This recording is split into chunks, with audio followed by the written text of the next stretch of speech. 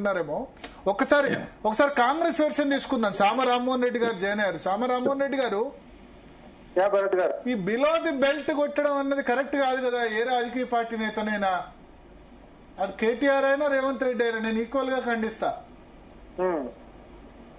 భరత్ గారు, మీరు ఒకళ్ళ మీద ఒకళ్ళు దాడులు ఒకళ్ళ మీద ఒకళ్ళు విమర్శలు తీసుకొని అల్టిమేట్ గా ప్రజల ముందు పల్చన అవుతున్నారేమో అనిపిస్తుంది రెండు పార్టీల నేతలు కూడా.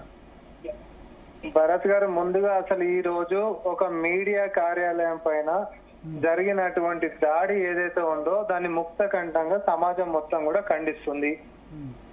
ఎందుకు అనంటే ఇప్పుడు దాడులు చేయడానికి ధైర్యం కావాల్సినటువంటి అవసరం లేనే లేదు. అది ఏ పిరికి పందులైనా చేస్తారు. ఇప్పుడు అక్కడ ఏదైనా తప్పే జరిగింది, నిజంగానే బిలో ద బెల్ట్ లాంటివి ఏమైనా పోస్ట్లో తమ్నైల్స్ ఇంకేదో సరే ఇందాక కృష్ణ గారు చెప్పినట్టుగా ఉన్నాయా అని అనుకుందాం. నువ్వు ఫస్ట్ ఆ మీడియా ఛానల్ కు ఒక కమ్యూనికేషన్ ఇచ్చి ఇట్లా తప్పదారిపోయేటటువంటి వ్యవహారాలు ఉన్నాయి, అది మమ్మల్ని డ్యామేజ్ చేస్తుంది, మీరు తీసేయండి అని చెప్పి మీరు అడిగినరా? తీసేయండి అని చెప్పినా కూడా రిపీటెడ్ గా అదే వేసుకుంటూ పోయినటువంటి చరిత్ర గీత ఏమైనా ఉందా?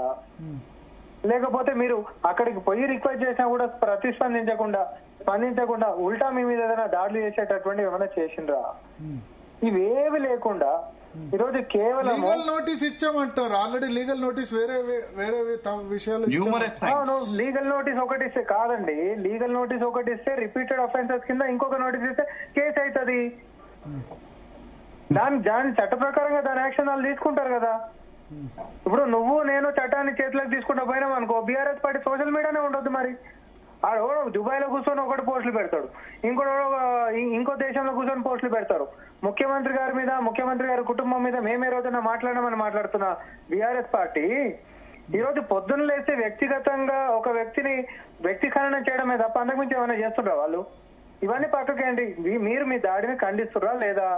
ఇది పక్కనేస్తే ఆ దాడిని చిత్రీకరించడానికి వాళ్ళ పార్టీలోనే పైన ఫ్లోర్ లో ఉంటున్నటువంటి స్టూడియో వాళ్ళ యొక్క 2 ఛానల్ ఏదైతే ఉందో ఆడు కెమెరా పట్టుకొని ఐడి కార్డులు పట్టుకొని వచ్చిండ్రు.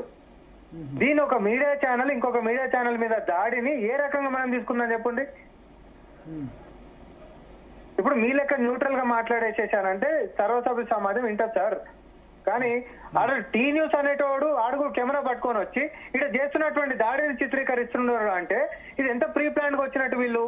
అవునబ్బా, నిజంగానే కేటీఆర్ కు ఫాలోవర్స్ వాలంటీర్ గా అన్ననేదో అనగానే కార్యకర్తలు తట్టుకోలేకపోయారు అనేటటువంటిది అంత సినిమా ఆయనకు లేదని అందరికి తెలుసు.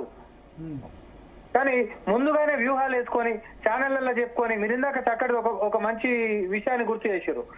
రైతు లెక్క పాపం ఒక పెద్ద మనిషిని తీసుకొని వచ్చి స్టూడియోలో 2 జర్నలిస్టులు ఆయన రైతు లెక్క చిత్రీకరించి స్క్రిప్ట్ ఇచ్చి బండబూతులు ముఖ్యమంత్రి గారిని అమనబూతులు తిప్పించి తర్వాత ఇది ప్రజల్లో ఉంటున్నటువంటి వ్యతిరేకత అనేటటువంటి ఒక ఫాల్స్ ప్రోపగండా ఏదైతే బయటకు తీసుకొని పోయిండ్రో తర్వాత రెడ్ హ్యాండెడ్ గా దొరికిండ్రు. గొడవల మీద తప్పుడు సమాచారాలే, ముఖ్యమంత్రి గారి వ్యక్తిగతం మీద తప్పుడు సమాచారాలే. కొన్ని తప్పుడు సమాచారాలు కాదు, ఆ భాషలను అన్నేడనన్న మర్యాద ఉందా? ఆఖరికి ఈ రోజు కేటీఆర్ స్పందించినటువంటి ట్వీట్ లో కూడా ముఖ్యమంత్రి గారి పట్ల భాషను చూడండి. మీరు ఇద్దరు తిట్టుకుంటూ పోతే ఇద్దరు పల్చన అవుతారు ప్రజల్లో అంటున్నా. అవును సార్, నేను ఒకటే చెప్తున్నాను, మేము వచ్చిన తర్వాత వాళ్ళు చేస్తున్నటువంటివి రెడ్ హ్యాండెడ్ గా మేము ప్రతి అంశాన్ని మేము ఎక్స్పోజ్ చేస్తూనే ఉన్నాము. వాళ్ళకి ఏంటిది అంటే చరిత్ర చెప్పుకోనిక మంచి చేసింది పెద్దగా ఏం లేదు. కాబట్టి ఏంటంటే అబద్ధాలని ప్రజలకి పదే తోషియాలి, లేకపోతే ఉన్నటువంటి విషయాలను పక్కదారి పట్టియాలి. కాబట్టి ఏం చేస్తారు వాళ్ళు, అది ఇవి ఏవి చేతగాక ఉన్న నిజాలన్నీ బయటకు పోతున్నాయి కాబట్టి ఇట్లా మీడియా ఛానల్ మీద దాడులు చేయాలి. ఇంతకు మించి ఏం చేతనైతుంది వాళ్ళకి? అదే వచ్చిన పూరలకు తెలియదేమో. గతంలో అంటే తెలంగాణ ఉద్యమం కాబట్టి కొట్లాడినోనికి ఒక ఎంపీ టికెటో ఎమ్మెల్సీ టికెటో ఇంకోటి ఏదో ఇచ్చిరని ఆశతోటి అప్పట్లో చేసిర్రు, నడిచిపోయింది. ఇప్పుడు వస్తే ఈపులు చింతపండే లోపల పోయి కూర్చున్నారు. ఎవడొస్తాడు ఇప్పుడు వాళ్ళకి? అయినా వీళ్ళ యొక్క చరిత్ర ఎంత దరిద్ర చరిత్ర అంటే ఒక జర్నలిస్టు ఒక ఆడపిల్లని జీవితాన్ని మొత్తం కూడా ఇబ్బంది చేస్తే ఆ పిల్ల పోయి కేటీఆర్ దగ్గర వేదనకు గురవుతున్నా సార్ నేను, మీరు నన్ను కాపాడండి, పొద్దున్న లేస్తే నీ పేరే చెప్పి నా జీవితాన్ని ఆగం పట్టించండు అని అంటే ఉల్టా వానికి బెయిల్ ఇప్పించినటువంటి నీచపు చరిత్ర కేటీఆర్ది. ఈ రోజు ఒక పిల్ల అదే టీ న్యూస్ లో ఎవడైతే కెమెరా పట్టుకొని ఈ మహా న్యూస్ కాడికి వచ్చిండో ఆ ఛానల్లో ఉంటున్నటువంటి పిల్ల ఆత్మహత్య చేసుకొని ఎవరి మీద పెట్టిండు? సంతోష్ రావు వెంబడి తిరిగేటటువంటి వ్యక్తి మీద. అంటే బీఆర్ఎస్ తోడే ఉంటాడు. మీరు ఒకటి ఫస్ట్ తెలియదు కానీ స్వేచ్ఛ ఆత్మహత్య వివరాన్ని దీనికి ముడిగట్టకండి. క్లాస్మేట్ నాకు తెలుసు, దాని వివాదాలు తెలుసు. దాని మీద కూడా భరత్ గారు యా కృషాంక్ గారు ఎస్ ఇది thank you very much Bharat గారు. నేను సైలెంట్